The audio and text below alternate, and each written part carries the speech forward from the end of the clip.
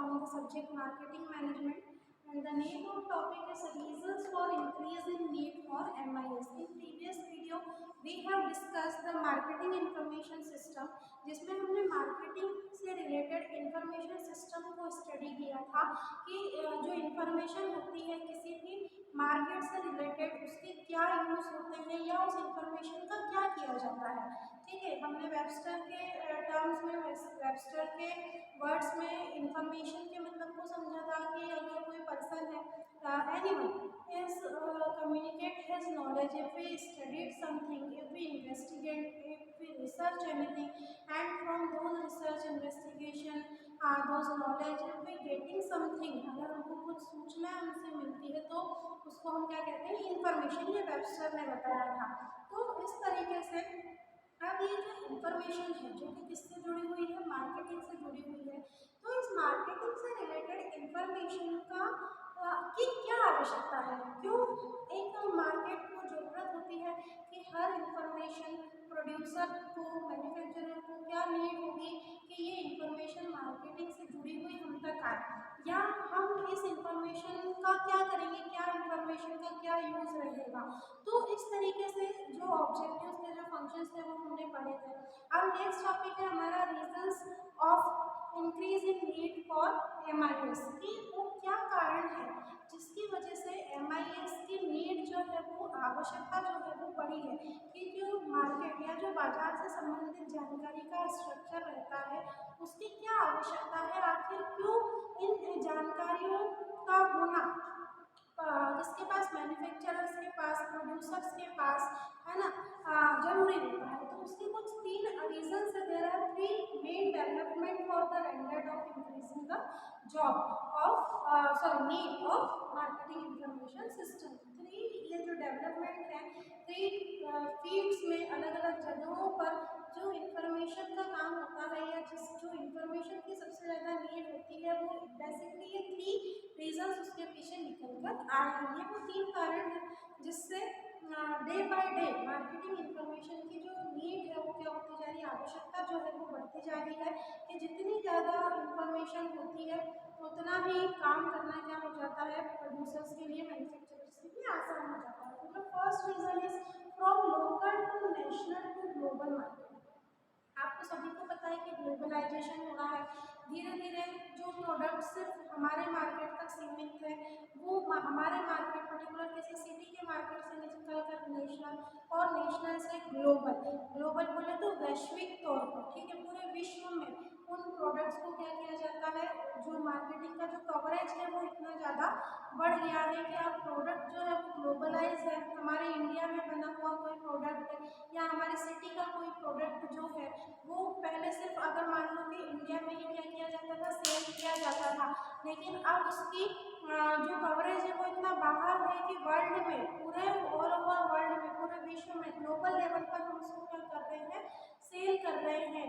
तो इस तरीके से सिर्फ 1 या 2 प्रोडक्ट ऐसे नहीं है, ऐसे हजारों प्रोडक्ट हैं जो ग्लोबल लेवल पर, वैश्विक स्तर पर, ठीक है, दुनिया में पूरी उनको क्या किया जा रहा है, बेचा जा रहा है। जैसे आप खुद देखिए कि चाइना का जो मटेरियल है या चाइना के जो प्रोडक्ट होते हैं वो इंडिया में है, तो सिर्फ इंडिया में ही चाइनीज प्रोडक्ट को यूज़ नहीं किया जाता है, ऑल ओवर द वर्ल्ड, पूरे वर्ल्ड में, पूरी दुनिया में, globally all the peoples are using the Chinese product, as well as if they are producing some product in our country, that means in India. So many of the countries which are also using of our product, whenever we are selling it, जब हम उसको बेच रहे हैं तब world level पर उसको क्या किया जा रहा है, परचेज किया जा रहा है। तो सोचो कि कोई इंफॉर्मेशन लोकल मार्केट से निकलकर अगर नेशनल तक जाती है और नेशनल से फिर कोई जो प्रोडक्ट है वो ग्लोबल पे जाता है, तो आपकी जो इंफॉर्मेशन का क्राइटेरिया है, आपकी जो मार्केटिंग इंफॉर्मेशन की जो सीमा है वो कितनी बढ़ी, उनका कवरेज कितना ज़्यादा हो गया कि अभी तक हमारे पास जो इंफॉर्मेशन थी वो हमारे सिर्फ लोकल मार्केट थी कि भैया देवास में लोगों को ये प्रोडक्ट पसंद है, फिर हमारा कोई प्रोडक्ट निकल कर कहाँ चला गया, बाहर चला गया, या पूरे कंट्री में उसको, इंडिया में उसको क्या करने लगा, पसंद किया जाने लगा, देवास का कोई, देवास से बना कोई लोकल प्रोडक्ट, और फिर धीरे धीरे उसकी डिमांड इतनी ज़्यादा हो गई कि वर्ल्ड में उसको क्या किया जाता है, परचेस किया जाता है, पूरे विश्व में उस प्रोडक्ट को खरीदा जाता है। तो तुम खुद अंदाज़ा लगा सकते हो कि जो प्रोडक्ट जिस बहुत आसान हो जाता है। तो उसको अगर ग्लोबल लेवल तक हम जाएंगे तो वो कितना एक क्रूशियल टास्क हमारे लिए हो जाएगा, कितना कठिन काम हो जाएगा, किसके लिए, जो प्रोड्यूसर है, जो मैन्युफैक्चरर है, उसके लिए। तो क्यों बढ़ गई भैया नीड, क्यों बढ़ गई मार्केटिंग इंफॉर्मेशन की? इसीलिए बढ़ गई कि जैसे जैसे मार्केट का कवरेज क्या होता जाता है, बढ़ता जाता है, उतना ही इंफॉर्मेशन का होना, इंफॉर्मेशन की आवश्यकताएं उतनी ही बढ़ती जाती है। क्यों? क्योंकि आज आपने जो प्रोडक्ट दिया है, अगर आप कल से उसमें कोई चेंज नहीं करते, कोई नया फीचर आप उसमें ऐड नहीं करते, कोई इनोवेशन, कोई नया फैक्टर आप उसमें इंक्लूड, फीचर आप उसमें इंक्लूड नहीं करते हैं, तो आप मार्केट से फिर ज़्यादा लंबे समय तक एक्सपेक्टेशन नहीं रख सकते कि हाँ भैया हम तो बहुत लंबे समय तक मार्केट में सर्वाइव करेंगे। If you want to survive long term into the market at a global level also, so you have to every time add some new features in your product. कुछ इनोवेशन आपको करते रहना चाहिए, तब आप market में लंबे समय तक टिके रहेंगे। अब इस लंबे समय तक मार्केट में टिकना है तो इंफॉर्मेशन, मतलब you have to collect the information from your market. अब वो मार्केट लोकल हो, नेशनल हो या ग्लोबल हो, है ना, विश्व का अगर कोई मार्केट है तो वहाँ से भी आपको लोगों की आवश्यकताओं को, नीड को पकड़ पकड़ के लाना है। आपको पता लगाना है कि भैया इस तरह की नीड्स, इस तरह की वांट्स, इस तरह की डिजायर्स या आवश्यकताएं हैं कंज्यूमर्स को, कस्टमर्स को, जो इंफॉर्मेशन के तौर पर आपके पास अवेलेबल है, and now you have to work on it. अब आपको उस पर काम करना शुरू कर देना है, तभी आप कुछ इस तरह के प्रोडक्ट्स और सर्विसेज को मैन्युफैक्चर कर पाएंगे जिसकी नीड किनको है, कस्टमर्स को है, और आप मार्केट में लंबे समय तक रहेंगे। तो आप पहला रीज़न तो ये हो गया कि जैसा मार्केट बढ़ता है उतना इंफॉर्मेशन का सोर्स भी आपको ज़्यादा रखना पड़ता है, क्योंकि अभी आपको सिर्फ आपके लोकल मार्केट के कस्टमर को सेटिस्फाई नहीं करना है, आपको पूरे वर्ल्ड के कस्टमर्स को क्या करना है, सेटिस्फाई करना है, those who are using your product, जो आपके प्रोडक्ट को क्या कर रहे हैं, यूज़ कर रहे हैं। Next, from buyer needs to buyer wants.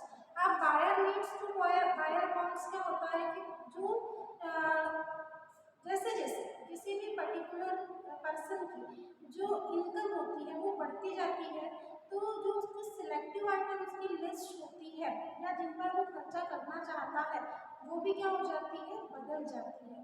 अब लोगों की वांट्स, लोगों की आवश्यकता जो थी, अब वो उनकी एक विलिंगनेस हो जाती है कि भैया मेरे पास पैसा है, मैं तो आईफोन खरीदूंगा या मैं तो आईफोन खरीदूंगी। ये मेरी पहले आवश्यकता थी, लेकिन अब मेरी एक दृढ़ इच्छा बन गई है ना, वो मेरी वांट है, वो मुझे एनी हाउ आईफोन खरीदना ही है। So how I can purchase the iPhone? If my salary is increase, अगर मेरी कहीं से इनकम बढ़ जाती है, अगर मेरी सैलरी इंक्रीज हो जाती है, then easily I can purchase the iPhone. तो अब ये टास्क बहुत मुश्किल हो जाता है कि भैया इतने सारे कस्टमर में कब किस कस्टमर की इनकम बढ़ रही है, इनकम बढ़ रही है तो डेफिनेटली उसकी वांट्स जो है वो चेंज हो जाएंगी, उसके जो नीड्स है वो क्या हो जाएंगी, बढ़ जाएंगे। अब इन बढ़ती नीड्स, इन बढ़ती वांट्स को फुलफिल करना क्या हो जाता है, बहुत डिफिकल्ट टास्क हो जाता है। अब इस डिफिकल्ट टास्क को इजी बनाने के लिए किसका उपयोग किया जाता है, MIS का, वो तो मार्केटिंग इंफॉर्मेशन सिस्टम का, कि जितनी इंफॉर्मेशन का सोर्स जितना ज़्यादा आपके पास स्ट्रॉन्ग होगा, उतनी ही आप बेहतर तरीके से क्या कर पाएंगे, काम कर पाएंगे। क्योंकि मार्केट में भी ये सेलर बहुत सारे अवेलेबल है। अब सेलर इजीली थोड़ी ना प्रिडिक्ट कर सकते हैं कि अच्छा पिछली बार ये कस्टमर आया था तो इसकी सैलरी 2000 थी, इस बार आया है तो 4000 हो गई होगी, अब मुझे इसको कौन सा प्रोडक्ट दिखाना है जिसको ये खरीद लेगा। इसलिए आपने देखा होगा कि आप किसी भी शॉप को विजिट करते हैं तो वहाँ पर आपको वो जिस प्रोडक्ट के लिए आप जाते हैं तो उसकी सब वैरायटी को आपके सामने दिखाता है, कि अभी आप पे डिपेंड करेगा कि जो आपके अनुसार होगा या जो आपकी पसंद का प्रोडक्ट होगा, यू कैन पिक इट, आप उसमें क्या करेंगे, you can purchase it also, आप उसी को परचेस कर लेंगे, उसी को खरीदेंगे। ठीक है, तो it is convert from buyers needs to buyers wants, क्योंकि सेलर्स का प्रेडिक्शन यहाँ पर बहुत ज़्यादा, सेलर्स का जो प्रेडिक्शन होता है, जो अनुमान लगाने की क्षमता होती है, वो बहुत ज़्यादा यहाँ पर कठिन हो जाती है। कि कैसे पता लगाए, दिन भर में हमारे पास 50 तरीके के कस्टमर आते हैं, किसकी क्या इनकम है वो थोड़ी ना पूछेगा कि भैया तेरी इनकम के अनुसार मैं तुझे सामान दिखाऊंगा, नहीं, उसको तो वो सारे अवेलेबल प्रोडक्ट्स अपने बायर को, अपने कस्टमर को दिखाने होते हैं जो उसके पास अवेलेबल है। अभी कस्टमर की चॉइस होती है कि वो वो क्या परचेस कर रहा है या क्या नहीं। तो इसीलिए भी इंफॉर्मेशन की नीड क्या होती गई, डे बाय डे इंक्रीज होती गई, दिन प्रतिदिन बढ़ती गई कि इंफॉर्मेशन जितनी अच्छी, इंफॉर्मेशन का सोर्स जितने अच्छी जानकारियों का स्रोत हमारे पास होगा उतने ही बेहतर ढंग से हम क्या कर पाएंगे, चीज़ों को कंप्लीट कर पाएंगे। Next is from price to non price competition. From price to non price competition क्या होता है कि जैसे जैसे चीज़ें ग्लोबल लेवल पर बढ़ती हैं या आप किसी भी तरीके का कोई चेंज अपने प्रोडक्ट में लेकर आते हैं तो उस चेंज से वो सेल्स प्रमोशन हो या एडवर्टाइजिंग के थ्रू आप लोगों को बता रहे हैं, अवगत करा रहे हैं कि भैया ये चेंज है जो हमारे प्रोडक्ट में हम लेकर आए हैं या इस तरीके से नया प्रोडक्ट मार्केट में आया है। तो इन सेल्स प्रमोशन, इस एडवर्टाइजिंग, इस मार्केटिंग से हटकर जो एक बड़ा टास्क होता है वो होता है इंफॉर्मेशन का, कि इन सब के बाद, इन सब सेल्स प्रमोशन रिलेटेड एक्टिविटीज के बाद, एडवर्टाइजमेंट के बाद अब आपको जो वर्क करना होता है वो किस पर करना होता है, कुछ न्यू प्रोडक्ट लॉन्चिंग के ऊपर, कि आपने एडवर्टाइजिंग कर दिया जो न्यू प्रोडक्ट है उसका, उसकी लॉन्चिंग का, कि इस तरीके का कोई प्रोडक्ट है जो जल्दी मार्केट में आने वाला है। जैसे एमआई का जब फोन आने वाला था तो विदिन 15 मिनट चार्ज हो जाता था, तो उसके एडवर्टीजमेंट को दिखाते थे कमिंग सून ऐसा करके वहाँ पर लिख दिया जाता था। तो what is this, this is the sales promotion activity. Advertising का, सेल्स प्रमोशन, प्रोडक्ट के प्रमोशन का ये एक तरीका होता था। तो उस चीज़ को भी आइडेंटिफाई करना, उस चीज़ का भी पता लगाना with the help of marketing information system, जिसके थ्रू हम मार्केटिंग की इंफॉर्मेशन को इजीली क्या कर सकते हैं, कलेक्ट कर सकते हैं।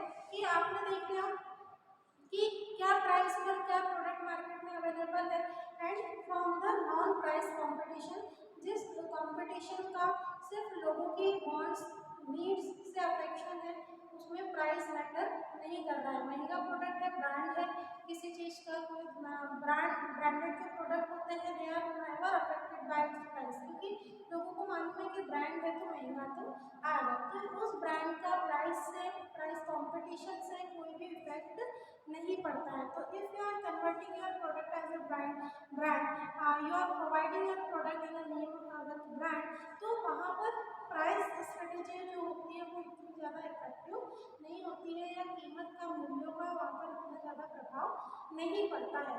तो वहाँ पर से भी इंफॉर्मेशन को कलेक्ट करना कि such kind of branded products are available in to the market and they are never affected with price, उनकी प्राइस का उन पर कोई प्रभाव नहीं पड़ता है। तो how you can convert your product into the brand. एक क्वेश्चन आता होगा आपके माइंड में कि भाई कोई प्रोडक्ट जो है वो ब्रांड कैसे बन जाता है।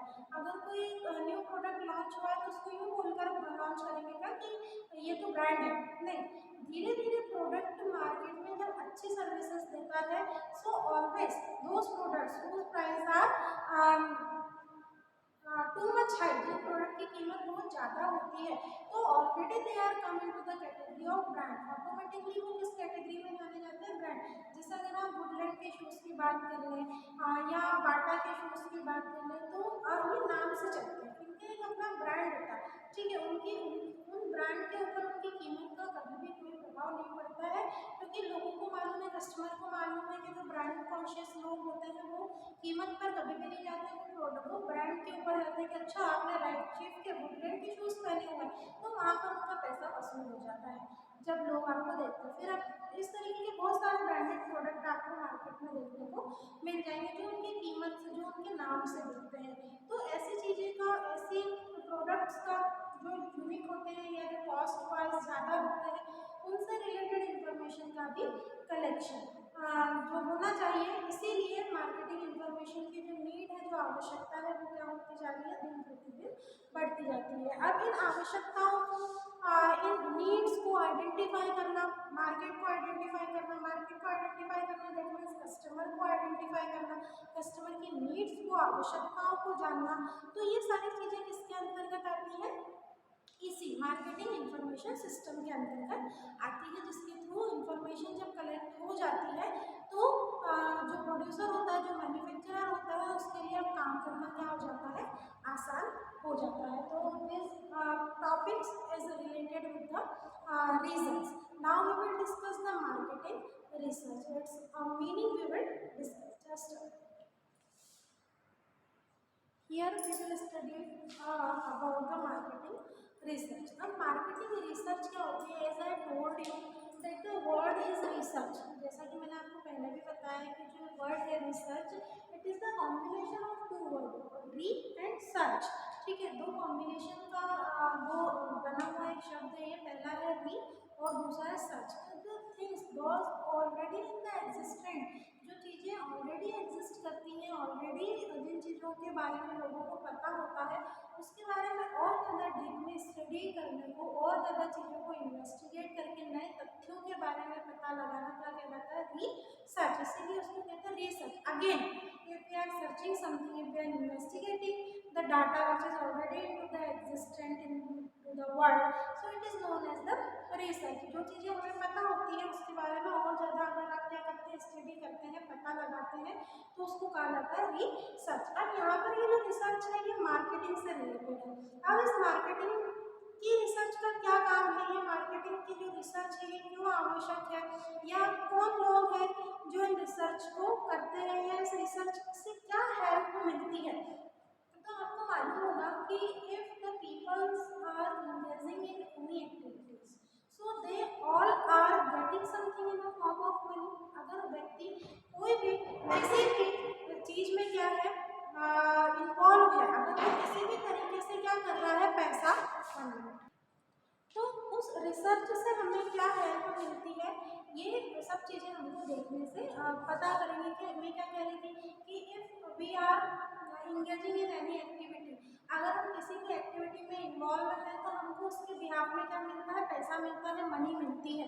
तो ये जिन एक्टिविटीज़ में हम इन्वॉल्व हैं तो definitely we are giving something, we are producing something, we are giving services. अगर हम कोई सर्विसेज दे रहे हैं, अगर हम प्रोडक्शन कर रहे हैं, तो उनका यूज अल्टीमेटली करता कौन है? कंज्यूमर्स करते हैं, कस्टमर्स करते हैं। कंज्यूमर जब प्रोडक्ट खरीदता है, ठीक है, तो उसके पास भी पैसा कहाँ से आया? वो भी किसी एक्टिविटी में इन्वॉल्व है, वो भी कहीं जॉब करता होगा, या उसके पास भी कुछ नौकरी होगी, तो उसके पास पैसा आया जब उसने प्रोडक्ट परचेस करने में लगाया। तो ये जो मार्केट है ये इस तरीके से पूरा चलता रहता है, कस्टमर की अर्निंग से लेकर कस्टमर के परचेसिंग पावर तक। तो इस परचेसिंग पावर को आइडेंटिफाई करना, रिसर्च करना कि भाई मार्केट में क्या करंट ट्रेंड चल रहा है, क्या क्या इनकम बिहेवियर है लोगों का, कितना कीमत का प्रोडक्ट इजीली कस्टमर परचेस कर लेते हैं, अगर उस प्रोडक्ट की वो क्वालिटी है, वो फीचर्स उसके साथ है, और प्रोडक्ट की रेंज अगर ज़्यादा है और अगर उसको वो स्पेसिफिक फीचर्स नहीं दिख रहे हैं तो फिर कस्टमर उस प्रोडक्ट को नहीं खरीदता। तो इन सब चीज़ों के बारे में बहुत डीपली क्या किया जाता है, स्टडी किया जाता है, एनालिसिस किया जाता है। तो मार्केटिंग रिसर्च को हम क्या करते हैं कि MR act as the link between the consumer and the marketer. जो मार्केटिंग रिसर्च का जो कंसेप्ट होता है, कंज्यूमर और मार्केटर के बीच में एक लिंक की तरह क्या करता है, काम करता है। अब ये जो लिंक है, ये लिंक दिखता है कैसे कि भैया मार्केट में जितने भी कंज्यूमर्स अवेलेबल हैं, जितने भी ग्राहक मार्केट में उपलब्ध हैं, तो मार्केट में उनकी क्या परफॉर्मेंस है, या वो किन चीज़ों से प्रभावित होते हैं, किन प्रोडक्ट्स को वो इजीली परचेज करना पसंद कर लेते हैं और किन प्रोडक्ट्स को रिजेक्ट कर देते हैं। तो इन सब चीज़ों के बारे में स्टूडेंट्स क्या किया जाता है, रिसर्च किया जाता है, पता लगाया जाता है। अब ये रिसर्च करने के लिए ऐसा नहीं है कि 4-5 लोग मार्केट में छोड़ दिए जाते हैं। जो सेलर्स होते हैं, जो इंटरमीडियरीज होते हैं, जो एजेंट्स होते हैं, जो wholesalers, retailers, they all are the peoples, है ना। वही लोग क्या करते हैं, रिसर्च भी करते रहते हैं, क्योंकि वो दिन भर में ऐसे बहुत सारे कस्टमर से मिलते हैं जो अपनी अलग अलग नीड लेकर, अपने अलग अलग वांट्स लेकर उन तक पहुँचते हैं। अगर आप उनको फुलफिल कर पाते हैं, दैट मीन्स कि you are giving the good products to them. अगर वो आपका प्रोडक्ट से सेटिस्फाई नहीं है, या उनको आपके प्रोडक्ट के बदले में प्राइस ज़्यादा लग रही है, तो इन चीज़ों को भी रिटेलर, होलसेलर क्या करते हैं, नोट करते हैं, जो बाद में किस तक पहुँचाते हैं इन्फॉर्मेशन को, सीधे सी बात है, मैन्युफैक्चरर तक पहुँचाते हैं कि भाई आपने प्रोडक्ट दिया तो पर इस रेंज से कस्टमर सेटिस्फाई नहीं है। तो ये हो गया स्टूडेंट्स रिसर्च का एक तरीका। अब मीनिंग को समझो, क्या मीनिंग होता है मार्केटिंग रिसर्च का। तो marketing research is a systematic collection and analysis of information that is ultimately used in evolving some marketing decisions. अब ये क्या है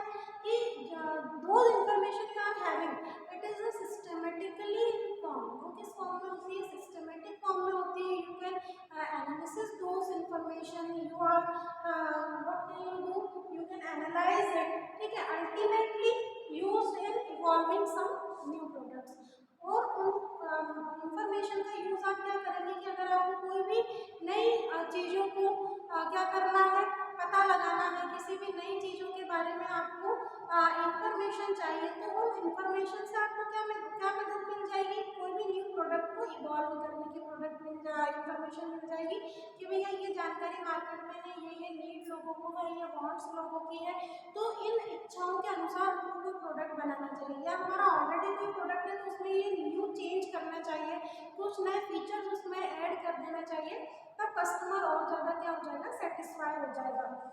तो कोई भी मार्केटिंग से रिलेटेड डिसीजन को इवॉल्व करने के लिए इस इंफॉर्मेशन की क्या मिलती है, इस इंफॉर्मेशन से सहायता मिलती है, इस इंफॉर्मेशन से मदद मिलती है। इन इंफॉर्मेशन का भी यही काम होता है, इंफॉर्मेशन से जब आपके पास कोई किसी चीज़ की जानकारी आपके पास उपलब्ध है तो आप डिसीजंस जो भी लेंगे वो बेहतर तरीके से होंगे। जानकारी के अभाव में कभी भी निर्णय नहीं लिए जाते हैं, क्योंकि निर्णय लोगे कैसे अगर इंफॉर्मेशन ही नहीं है आपके पास।